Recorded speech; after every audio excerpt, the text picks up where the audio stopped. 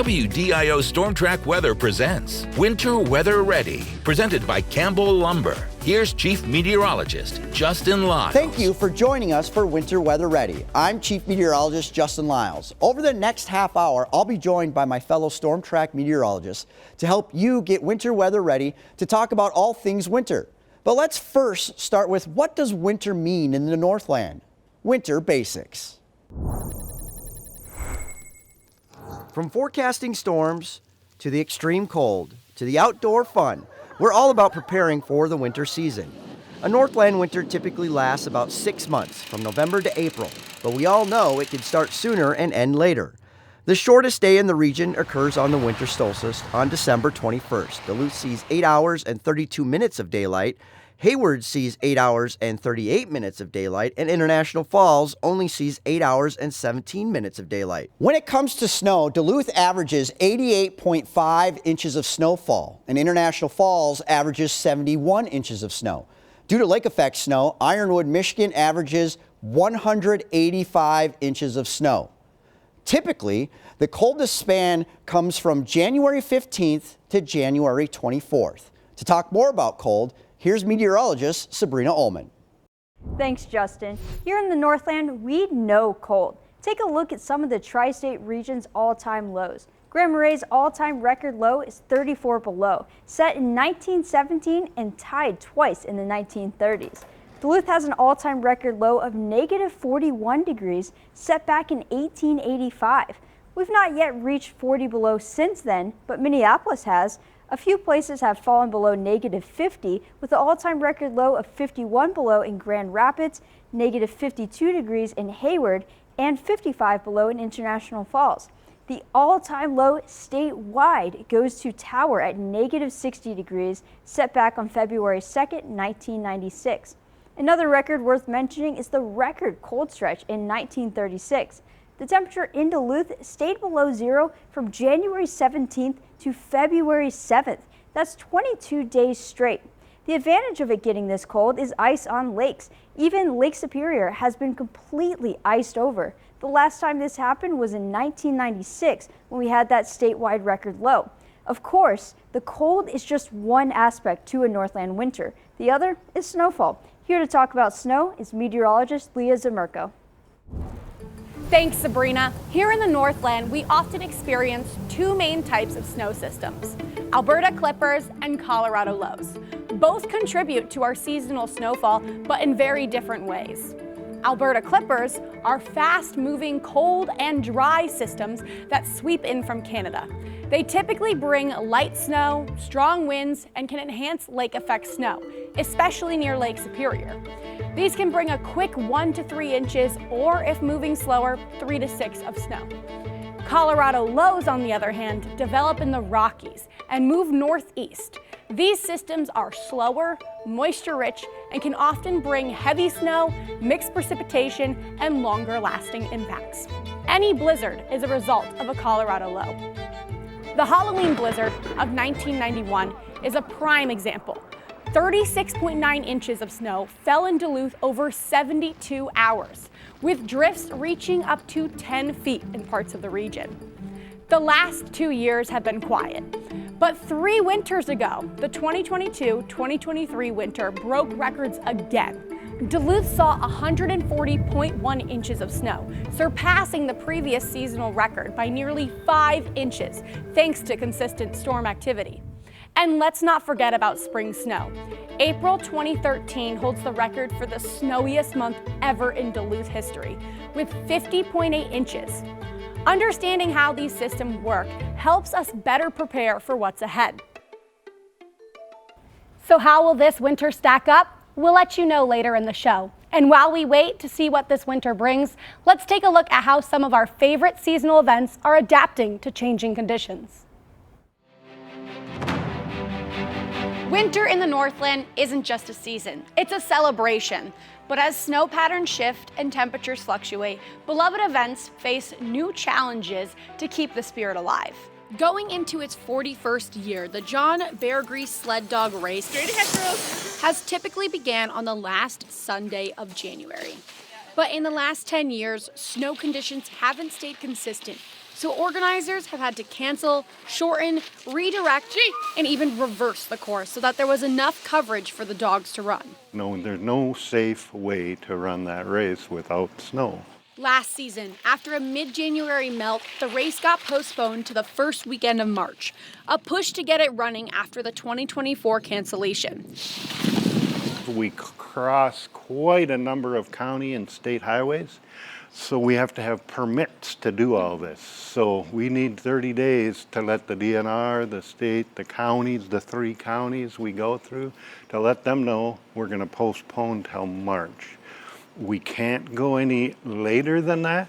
It's too warm. Some events have their dates locked down years in advance. So when the snow wasn't right for the ALS Blackwoods Blizzard Tour in 2024, they had to pivot.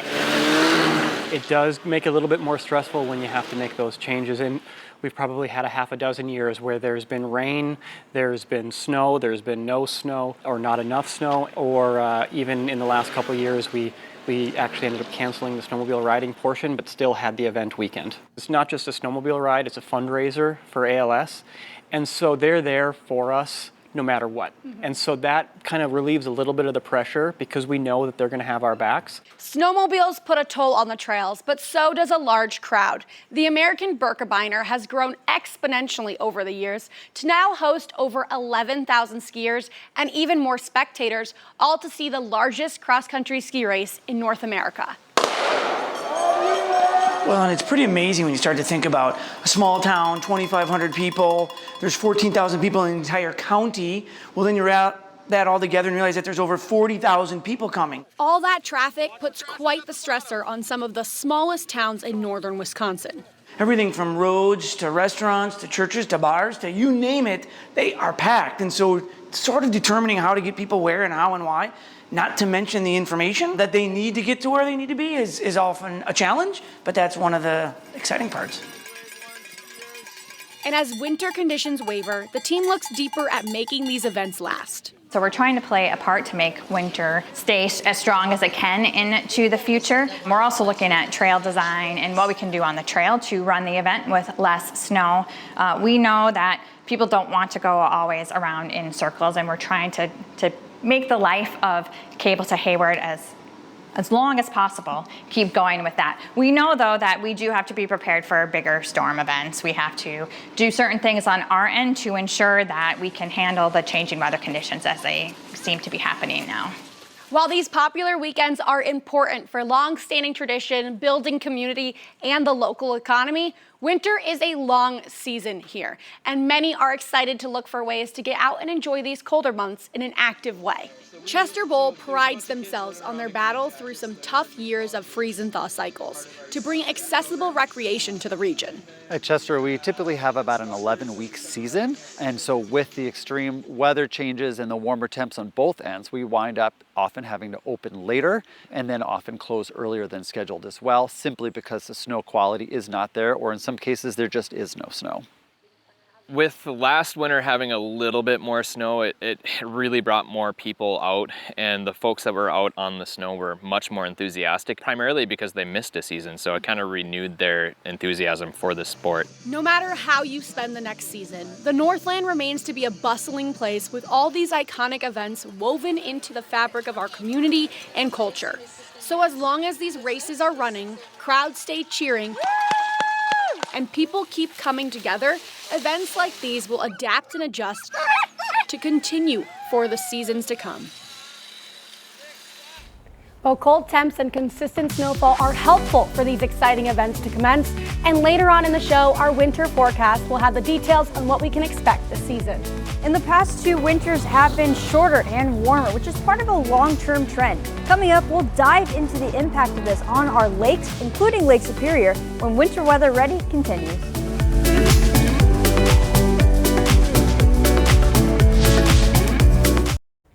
Welcome back to Winter Weather Ready. With the trend toward warmer winters, lakes have not been frozen for as long in recent years. I spoke with a UMD researcher about the impacts of having ice coverage for a shorter amount of time. I would say over the last 10 years there has been this rise of interest in what happens in frozen lakes. Here in the Northland, we think of all the frozen fun: fishing, snowmobiling, and even the ice roads. But we can't forget about the activity under the ice. For a really long time, lake scientists have sort of ignored winter. The long-standing assumption has been that nothing really interesting or exciting happens under the ice. Ted Ozerski is an associate professor of biological limnology at UMD. His recent research has focused on the winter ice on lakes. With the loss of ice cover that we're seeing with climate warming, there's suddenly an increase of interest in what happens in lakes when they're covered by ice. What does the loss of ice mean for lakes? Ozerski has been studying Midwest waters while his research collaborators do work further north. Lea works in very far northern Canada and also in central Quebec. Amanda works in northern and central Norway. So we see very different lakes at very different latitudes. In a paper recently published, the researchers combined two types of data, modeling and literature. We try to understand how ice cover duration overlaps with light levels in lakes. The reason we focused on light is because light is a really important factor in ecology and biology, right? Light drives photosynthesis, the production of energy by plants, and it also affects warming of lakes, right? So temperature is affected by how much light penetrates into the lake. And what we noticed or sort of discovered is sort of this unappreciated interaction between ice cover duration and incoming light levels across latitude gradients. They found that in higher latitudes, a larger share of the sun's annual light arrives while lakes are still frozen. This impacts the duration of ice on lakes. Here in central Minnesota, ice off in lakes occurs sometimes in March, whereas, let's say, in northern Norway or northern Canada, ice can persist until June or sometimes July. And up there, ice cover overlaps a lot more strongly with the peak levels of incoming light. Across Minnesota, lake ice duration has decreased by almost 17 days in the last 50 years, and over the last century by almost 27 days. So, how does the Big Lake compare? Lake Superior is a little bit different because it doesn't freeze every year. Even historically, there's a lot of variability in how much ice cover there is in Lake Superior. Lake Superior has not been completely covered in ice since 1996, and we have had several recent years with less than 20% ice coverage. What we're seeing recently is definitely a loss in ice cover extent and also ice cover duration on Lake Superior. So what we expect to see is, of course, continuing loss of lake ice on Lake Superior and potentially more productivity in the lake as a function of that. Ozerski says productivity can be positive or negative. On the one hand, productivity might mean more fish. On the other hand, productivity might mean more harmful algal blooms, which is something that we don't like to see. One of the things that we're seeing is more documented harmful algal blooms in Lake Superior, sort of starting in the last 10 years or so. The explanation for why it's happening is still not totally complete, but one of the ideas is that warming winters do play a role in stimulating these blooms later in the year, in the summer. This can also impact our fish. We think that cold-loving species will suffer more than, let's say, nearshore warm-loving species. One example is that, for example, lake whitefish spawn on nearshore reefs in Lake Superior and other Great Lakes. They spawn in late fall and their eggs overwinter on these reefs and then hatch in the spring. One of the concerns is that with the loss of ice cover, there is more wave action that can impact these reefs. As this research is model-based, more studies will need to be done to confirm these findings. I think the biggest thing is this, again, recognition of how differently lakes might respond to the same kind of change in different parts of the world. And also I think the appreciation of how relatively little we know about what's happening in lakes under ice and how much there is still to learn to sort of catch up to what we know about lakes during the rest of the year. Thanks, Sabrina. The economy isn't doing the best, but should you be worried about the costs of heating your home this winter? Gas, electric, propane, whatever you use, there's a good chance the price will go up. What you need to know next.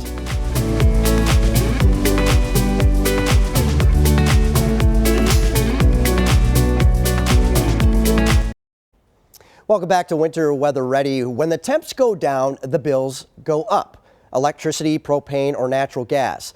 Winter warmth can get expensive. This winter is looking colder than normal. So is there anything we can do to avoid financial strain? Many households have been feeling an inflation pinch for some time, but this year we are looking at an expensive winter. The National Energy Assistance Directors Association estimates the average home heating cost will rise by 7.6%. I think every year we see the numbers climb a little higher, and given the current state of the economy, we see the arrears balances climb a little higher. According to the U.S. Energy Information Administration, homes heated with electricity will see the biggest climb due to increased demand from data centers and the cost of upgrading utility infrastructure. The Energy Administration says natural gas is expected to increase 8% because of supply shortage. One bright spot looks to be propane. We've procured different sources. We've got more domestic supply versus our Canadian supply. So I think it's going to be pretty close to last year. Rising energy costs brings financial concerns, but the cold weather rule guarantees heat during the coldest months. Every Minnesota residential energy utility customer is protected by cold weather rule. The cold weather rule protects residential electric and natural gas customers from disconnection of their primary heating service. To qualify, you must establish and keep a payment plan with your utility. So while there are special protections for low-income Minnesota residents, every resident in Minnesota who may have a past due energy bill is eligible for that protection. These rules are in effect from October through April for Minnesotans and November through March for Wisconsin and Michigan residents. But not all forms of heat are covered. Delivered fuels, which include propane, heating oil, and wood, are not covered by cold weather rule. However, those types of heating units typically require electricity in order to fire it. So the electric would be covered. Propane distributors are required to have a budget billing plan available for their customers, but it's not something that we regulate here at the Commission. For those who use propane to heat their homes, those companies also have programs to help keep the heat on. We do offer like an easy pay or a budget program where we can divide up those deliveries. There's always help from the county. People should make sure they apply for energy assistance. It's a federal program, actually. It's federal money administered through the Department of Commerce. If you run into barriers to secure a reasonable payment plan with your utility company, you are encouraged to contact your state consumer affairs office. We have the ability here in the Consumer Affairs Office to actually decide what is a reasonable payment plan. And sometimes that's not what the utility has in mind. But again, the idea is to keep the heat on and keep a customer in a payment plan and patch them through to the end of April. We do have a list of energy assistance providers on our website, so be sure to head over to WDIO.com. Coming up next, we go month by month and break down what we're thinking will happen this winter. Stay with us. Welcome back to Winter Weather Ready. Now the moment we've all been waiting for. I'm excited. You guys excited? Let's do it. We've done the research. We looked at a lot of data, and it's time to find out what we think is going to happen this winter. The winter season is going to start slowly as the transition to a snowy and cold winter takes time. Not much snow is expected during November, except for the South Shore and the lake effect snow machine. Much colder air returns by the end of the month as we begin what will become many polar vortex invasions. December will bring in the beginning to no end of cold this winter. Temperatures will likely be below normal all month, with many daytime highs in the single digits to below zero, especially at the beginning and end of the month. A snowstorm is possible around December 10th, give or take a few days. And as we head into January, the polar vortex takes control. We'll begin the month with brutal cold. This January will likely have 3 to 6 days of schools being canceled due to extreme cold. There might be a brief January thaw from the 10th to the 19th, but this warm-up will also leave the window open for more snow. The Bear Creeks will have plenty of snow this year, making the bitter cold the only concern for mushers. Ice on Lake Superior will also begin to form this month. As usual, February will start below average and the polar vortex will be responsible. By mid-February, temperatures will warm into the 40s. Both the ALS Blizzard Tour and American Berkey could happen just in time for this warm-up. The warm-up will lead to more snowfall than in January, as a snowstorm is possible around the 20th. As a result of the snow, cold air returns to end the month. Finally, March and April. March looks to begin below average with daytime highs in the single digits, but it won't be long, as highs could climb into the 50s around March 10th. March will be a roller coaster month, as transitioning polar jet will bring in colder weather after this warm-up. Most of the snow in March will likely fall between the middle and the end of the month. April is when spring will actually begin. There won't be much sunshine this month due to fog, snow, and rain. We will likely start the month with roughly 2 feet of snow still on the ground, only to end the month with hardly anything left. This could be the month we see some more freezing rain. So there you have it, this year's winter weather ready outlook. I feel there are a few things to take from this year's forecast.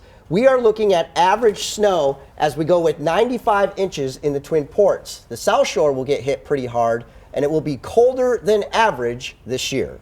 From the Bear Grease to the Berkey to ice on lakes, this will be more of a normal winter than what we've seen for the last 2 years. I know I'm pretty stoked for the snow, and I think organizers of all those events will be too. Well, thank you to the both of you. Thank you for joining us as we outline what's ahead this season to get us all winter weather ready.